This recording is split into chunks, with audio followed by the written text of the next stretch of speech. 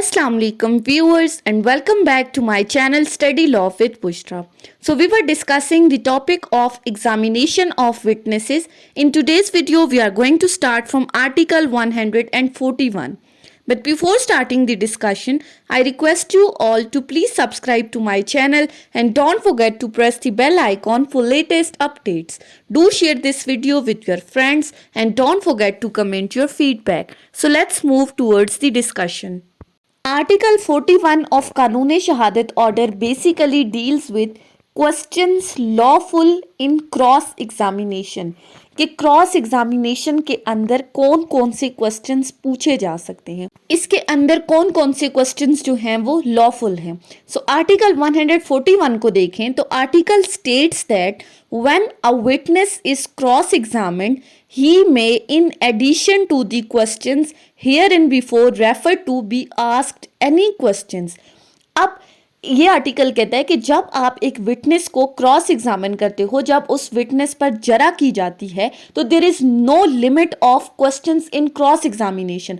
आप किसी भी तरह के क्वेश्चंस उससे पूछ सकते हो क्योंकि क्रॉस एग्जामिनेशन के अंदर आपका बेसिक पर्पस ये है कि आपने उस विटनेस को झूठा साबित करना है, उसको डिसक्रेडिट करना है ताकि केस आपके फेवर में डिसाइड हो जाए. सो इस आर्टिकल के अकॉर्डिंग वैसे तो क्रॉस एग्जामिनेशन में किसी भी तरह के क्वेश्चंस की लिमिट नहीं है, लेकिन ये आर्टिकल हमें कुछ मेजर टाइप्स बता रहा है कि इनको सामने रखते हुए हमने उस विटनेस से सवालों जवाब करने हैं. सो सबसे पहली बात, टू टेस्ट हिज वेरासिटी, यानी कि पहला काम आपका क्या है कि आपने ये साबित करना है कि जो विटनेस गवाही देने के लिए आया है वो झूठा है, उसको डिसक्रेडिट करना है. सो उसको डिसक्रेडिट करने के लिए आप उससे ऐसे सवालात करोगे ताकि आप कोर्ट में ये साबित कर सको कि ये कितना सच्चा है और ये कितना झूठा है. मेन फोकस आपका क्या है, आपने उसको झूठा साबित करना है ताकि केस आपके फेवर में डिसाइड हो जाए. Secondly, to discover who he is and what is his position in life. दूसरी बात, आपने ये देखना है कि वो कौन है, वो कहां से आया है और उसकी पोजीशन क्या है, उसका मकाम क्या है सोसाइटी के अंदर, उसका क्या मकाम है, यानी कि उसका कैरेक्टर अच्छा है बुरा है. आपने उसके कैरेक्टर से रिलेटेड क्वेश्चंस करने हैं. तीसरी बात, to shake his credit by injuring his character although the answers to such question might directly or indirectly criminate him or expose him to a penalty. तीसरी बात, वही चीज बार बार रिपीट की जा रही है, बार बार ये बताया जा रहा है कि आपने उसके कैरेक्टर को इम्पीच करना है, उसके कैरेक्टर को शेक करना है, आपने ये साबित करना है कि ये झूठा है और कोर्ट को इसकी गवाही पर बिल्कुल भी यकीन नहीं करना. सिंपली इसमें यह कहा गया है कि आप क्रॉस एग्जामिनेशन के अंदर हर तरह के क्वेश्चंस पूछ सकते हो. आपने क्वेश्चंस करते हुए ये नहीं देखना कि इससे अब जो मैं क्वेश्चन कर रहा हूं इस क्वेश्चन का आंसर देने से ये खुद भी इस केस में फंस सकता है या इस पर भी किसी तरह का कोई फाइन वगैरह हो सकता है. सो आर्टिकल 141 सिंपली ये कहता है कि क्रॉस एग्जामिनेशन के अंदर आप हर तरह के क्वेश्चंस कर सकते हो सिर्फ और सिर्फ ये साबित करने के लिए कि जो विटनेस कोर्ट के अंदर आया है वो बिल्कुल झूठी गवाही दे रहा है और वो झूठा है और कोर्ट को इसकी गवाही पर बिल्कुल भी यकीन नहीं करना. उसके बाद आ जाएं तो हमारे पास नेक्स्ट आर्टिकल है आर्टिकल 142. आर्टिकल 142 कहता है when witness to be compelled to answer, कि कब एक विटनेस को जवाब देने के लिए कंपेल किया जा सकता है.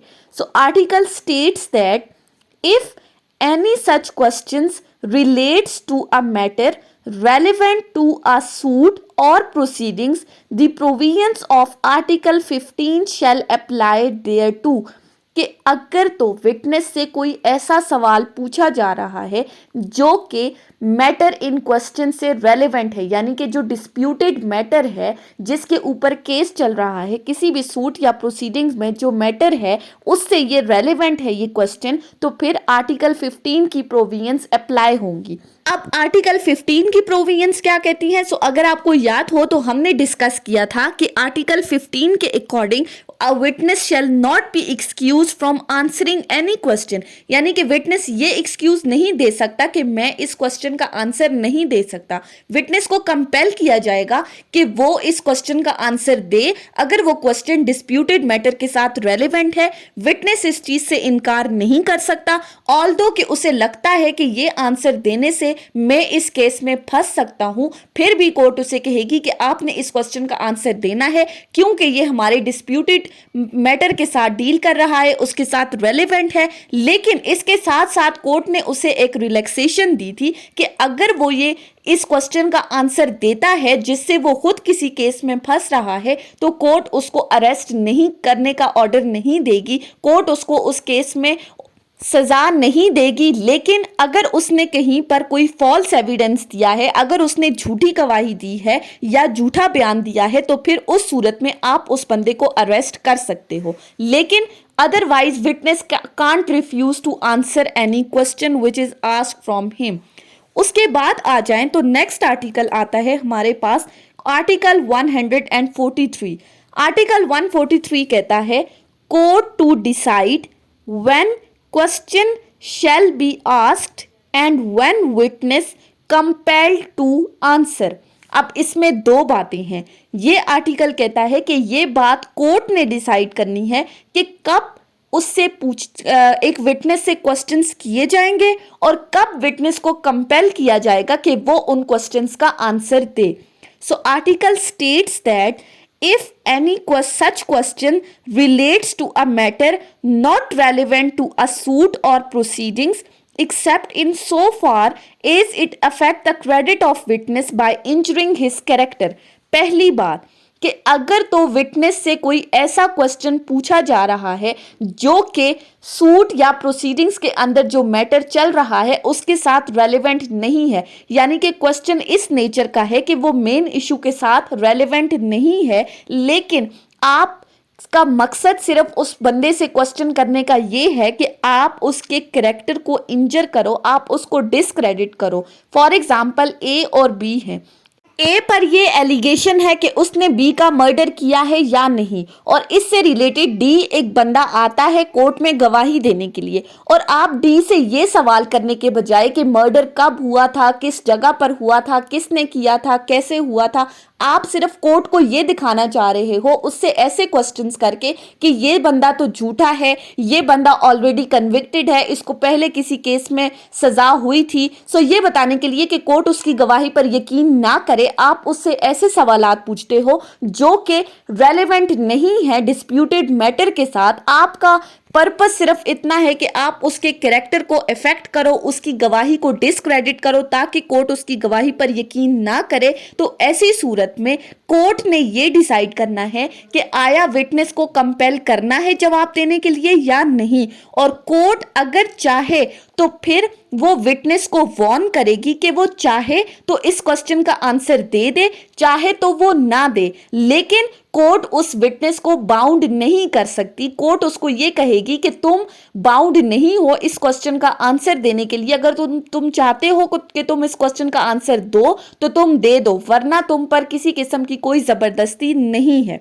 सो इस आर्टिकल 143 की क्लॉज 1 में सिंपली ये बताया गया था कि अगर आपसे कोई ऐसा क्वेश्चन पूछा जा रहा है किसी भी विटनेस से जो कि रेलेवेंट नहीं है मेन इशू के साथ, सिर्फ इसलिए आपसे पूछा जा रहा है ताकि आपके कैरेक्टर को शेक किया जाए, तो फिर ऐसी सूरत में कोर्ट ने डिसाइड करना है कि विटनेस को कंपेल किया जाएगा या नहीं, और कोर्ट ये देखेगी और विटनेस को कहेगी कि चाहो तो तुम आंसर दे दो, चाहो तो ना दो। अब इसी आर्टिकल में कुछ कंडीशंस बताई गई हैं कि कोर्ट ने अपनी पावर्स को यूज करते हुए इन सिचुएशंस को सामने रखना है। सबसे पहली सिचुएशन है सच क्वेश्चंस आर प्रॉपर। अब यहाँ पे प्रॉपर और इम्प्रॉपर क्वेश्चंस की बात की गई है। Such questions are proper if they are of such nature that the truth of imputation would seriously affect the opinion of the court. अगर आप विटनेस से कोई ऐसा क्वेश्चन कर रहे हो कि कोई ऐसा इल्ज़ाम लगा रहे हो कि अगर वो इल्ज़ाम साबित हो जाता है तो वो इल्ज़ाम साबित होने के बाद कोर्ट के ओपिनियन को सीरियसली अफेक्ट कर रहा है, मीन्स टू से कि कोर्ट ने जो फैसला सुनाना है, कोर्ट के फैसले पर उनका किया गया ये क्वेश्चंस अफेक्ट कर रहे हैं, तो फिर ऐसी सूरत में कोर्ट ये कंसिडर करेगी कि अब ये विटनेस इतना क्रेडिबल नहीं है, मुझे इसकी गवाही पर यकीन नहीं करना चाहिए। सो ऐसे क्वेश्चंस प्रॉपर क्वेश्चन है। दूसरी situation, such questions are improper if the imputation which they conveys relates to the matter so remote in time that the truth of imputation would not affect or affect in slight degree।